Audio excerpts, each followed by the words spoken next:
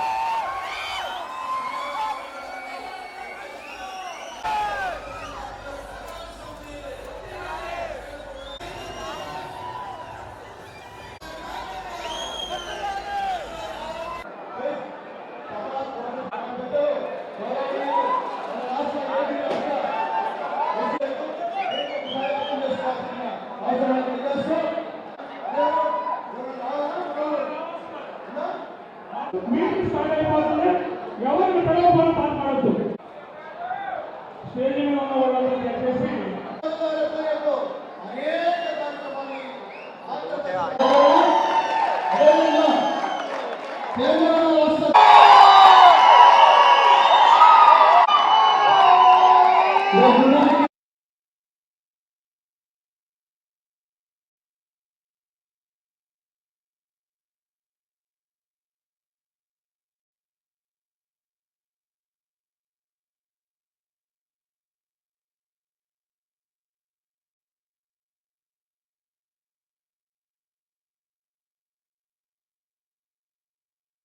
ముప్పై 39 కులాలు ఎస్టీలు లైన్లో ఉన్నాయి.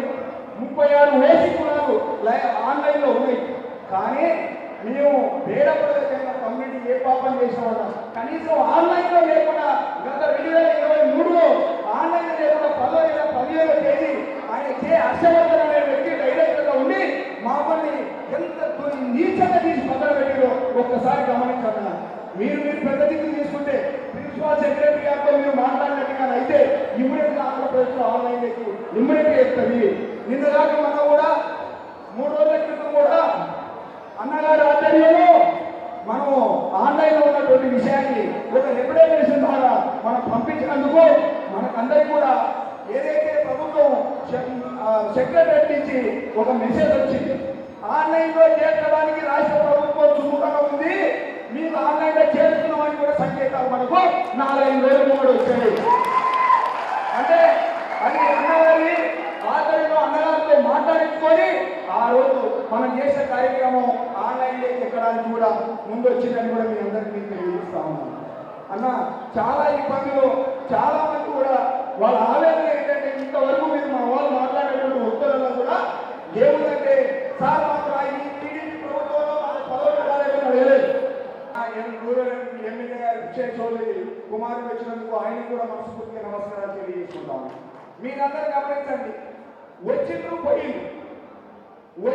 పోయిండ్రు కానీ నా బంధువులతో నేను నిరంతరం కూర్చుంటున్నటువంటి వ్యక్తి స్వతంత్ర సమర యోధుల స్వతంత్ర పోరాటంలో ఆ కుటుంబం పోరాట యోధులుగా ఉన్నటువంటి కుటుంబం, తర్వాత విద్యావంతులు సరస్వతి పుత్రులు, మన అదేవిధంగా ఉపాధ్యాయ కుటుంబం నుంచి వచ్చినటువంటి ఎంతో మందికి జ్ఞానం విజ్ఞానం నేర్పి ఎంతో మందిని పై స్థాయికి తీసుకుపోయి ఆయన చదువు చెప్పిన ఉన్నత స్థాయికి ఎదిరించి ఈరోజు రాజకీయంలో కూడా ఎంతో మంది నా బిడ్డలు ఉన్నారు, ఎంతో మంది నా బిడ్డలు ఇబ్బందులు పడుతున్నారు. మరి మీరందరికీ న్యాయం చేయాలంటే నేను కూడా నా వంతు నేను కృషి చేయాలా. మానవ జన్మ ఎత్తిన బాబాసాహెబ్ అంబేద్కర్ గారు చెప్పినట్టుగా నేను 100% కష్టపడి మీ అందరికీ పొలాలు తీసుకొచ్చి పెడతా ఉన్నాను. మీరు ఎదిగిన తర్వాత 99% మీ కుటుంబానికి పెట్టుకొని 1% మాత్రమే మీ వెనుకబడ్డ కులాలను ముందుకు తీసుకొచ్చే ప్రయత్నంలో మీరు ముందున్నారని చెప్పినటువంటి వ్యక్తి. అలాంటి వ్యక్తులైనటువంటి సరస్వతి పుత్రుడైనటువంటి మన జవహర్లాల్ గారు ఈరోజు ఏ విధంగా మగధలేని మహారాజు ఎప్పుడు కూడా నిండు మనసుతో ఏడన్నా తమ్ముడరే మొదలు మీకు ఆప్యాయంగా ప్రేమ ఉన్నవాడు ఏ విధంగా ఇస్తాడంటే అందరూ మధు అంటారు, కానీ అమ్మేవాడు ఒరే మళ్ళీ ఎలా అంటాడు అంటే తన సొంత తమ్ముడిని పిలిచినట్టుగా నన్ను అప్పులో చేర్చుకొని మన 2018లో జరిగిన మీటింగ్కు మన నారా చంద్రబాబు సార్ రావడానికి ముఖ్య కారకులు మన అన్న జవహర్లాల్ అని చెప్పి తెలియజేశారు. అదేవిధంగా ఎందుకంటే మధు ఏదైతే 18 రోజుల నుంచి బేడా పొడగ సంఘాలకు సంబంధించినటువంటి అనేక అంశాలు నాకు తెలియని అంశాలు తెలుసుకొని, ఎందుకంటే వాళ్ళకి ఎన్ని కష్టాలు ఉన్నాయో నాకు తెలియదు. వాళ్ళు హ్యాపీగా బేడా పొడగ సంఘాలంటే అదొక తెగేమో లేకపోతే అదేదో సపరేట్ అనుకున్నాం. కానీ మధు వచ్చి కలిసిన తర్వాత మాలో ఒక భాగమైనటువంటి సందర్భం, దళితుల్లో ఒక భాగంగా ఉన్నటువంటి బేడా పొడగ సంఘాలు నా సోదరులే, నాతో పాటు వారు కూడా ఊరికి దూరంగా అంటరాని వారిగా వివక్షతో కూడినటువంటి వ్యవస్థలో బ్రతుకుతున్న వాళ్ళు నాతో పాటు సమానంగా, ఎందుకంటే పైన ఉన్నాడు ఎలాగో రానివాడు, కనీసం మనం కూడా కలిసి లేకపోతే ఏ విధంగా ఉంటుంది, వచ్చిన ఇబ్బంది ఏంటని అన్ని ఆలోచన చేసి మధుని కూర్చున్న తర్వాత మధు ఒకటి అడిగాడు, అన్న జింగానా గ్రౌండ్స్లో మేము ఒక మీటింగ్ ఏర్పాటు చేస్తా ఉన్నాం అంటే, నేను ఒక సోషల్ వెల్ఫేర్ మంత్రిని కాదు, నేను ఎక్సైజ్ మంత్రిని, నాకు సంక్షేమానికి సంబంధం లేదు, కానీ నీ సంక్షేమానికి నాకు సంబంధం ఉంది.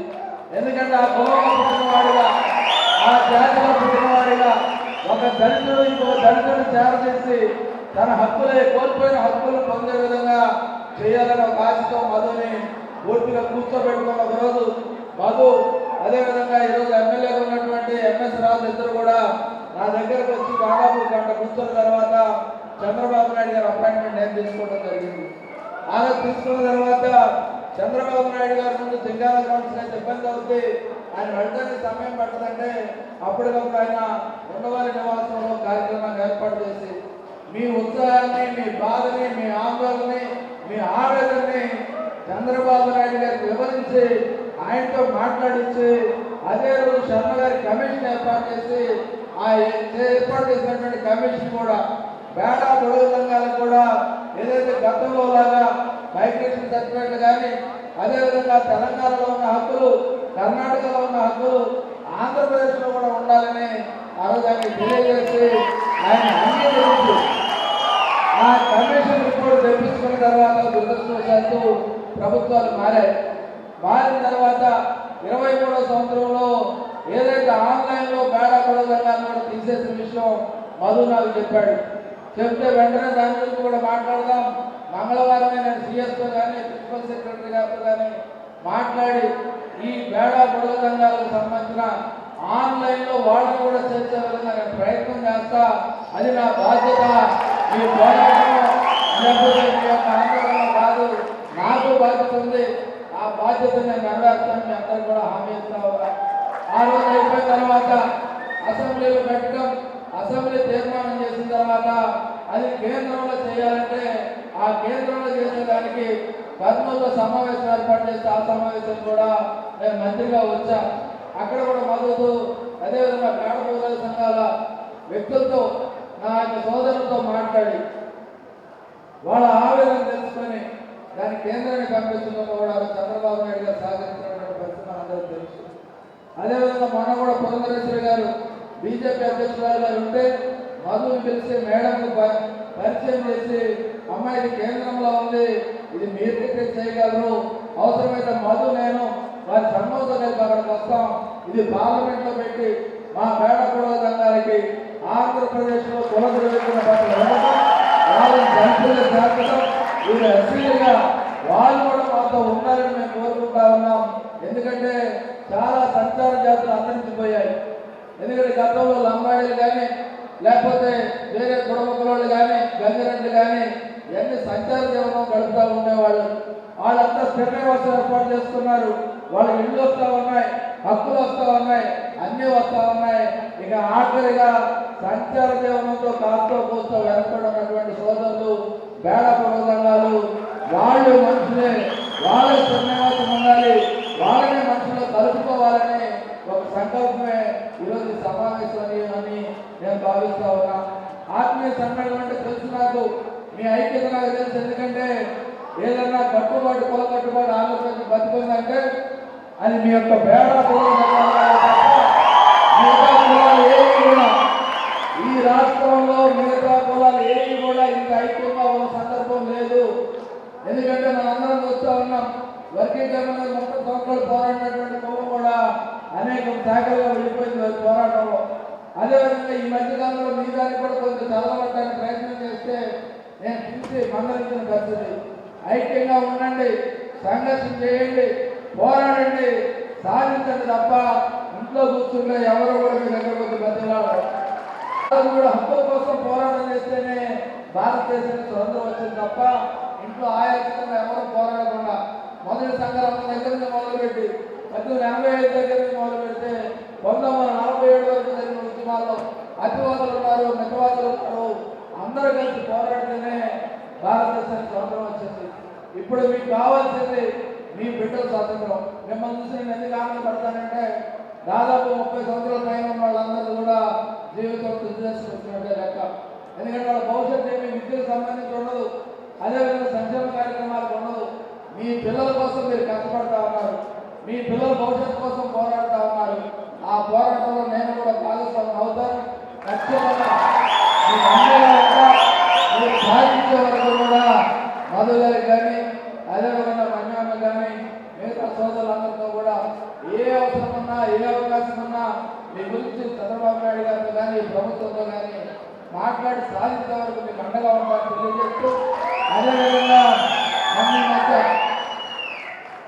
అమ్మకు వందనం కార్యక్రమం సంబంధించి దానిలో కులం కూడా ఉంటే మధు వచ్చి చెప్పి ఇమీడియట్గా లోకేష్ బాబు గారి దగ్గరికి వెళ్తే దాన్ని కూడా తొలగించి కులం అనేది లేకుండా చేయడం వల్ల ఈరోజు అందరికీ వచ్చాయి.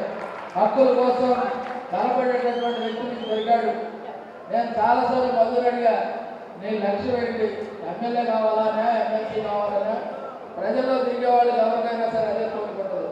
నాకేమీ లేదన్నా బేడ పొడవు సంఘాలకి ఎస్సీ సర్టిఫికేట్ ఇస్తే నేను ప్రశాంతంగా నా కుటుంబంతో బతుకుతా, నా వాళ్ళతో బతుకుతా, వారితో బతుకుతా. ఈరోజు కూడా నా కుటుంబంతో నేను గడిపిన రోజు చాలా తక్కువ అన్న ఇలా తిరుగుతా ఉన్నాను కేవలం నా జాతి కోసం. ఎందుకంటే చాలా మంది ఉంటారు జాతుల్లో.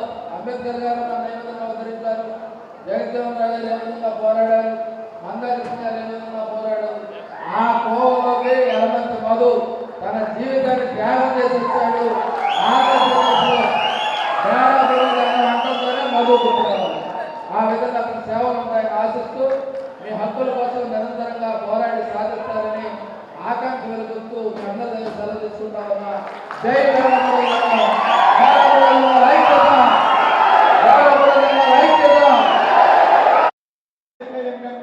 ఆ నివేదిక ఏమిటంటే 2023లో ఆన్లైన్లో మార్పు, దాంతో పాటుగా పార్లమెంట్లో సమస్య ఉంది. మీ ఆధ్వర్యంలో జై గురుదత్తం.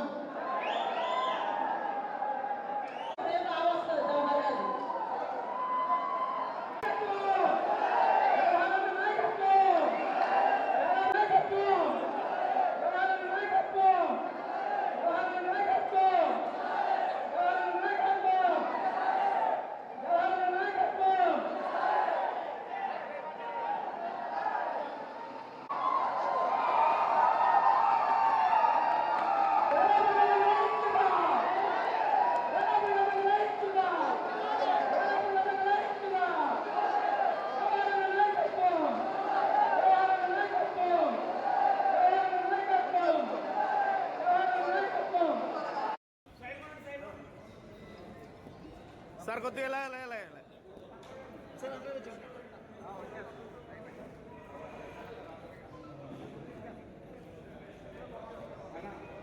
కృష్ణ ఇక్కడ పాపం వీళ్ళని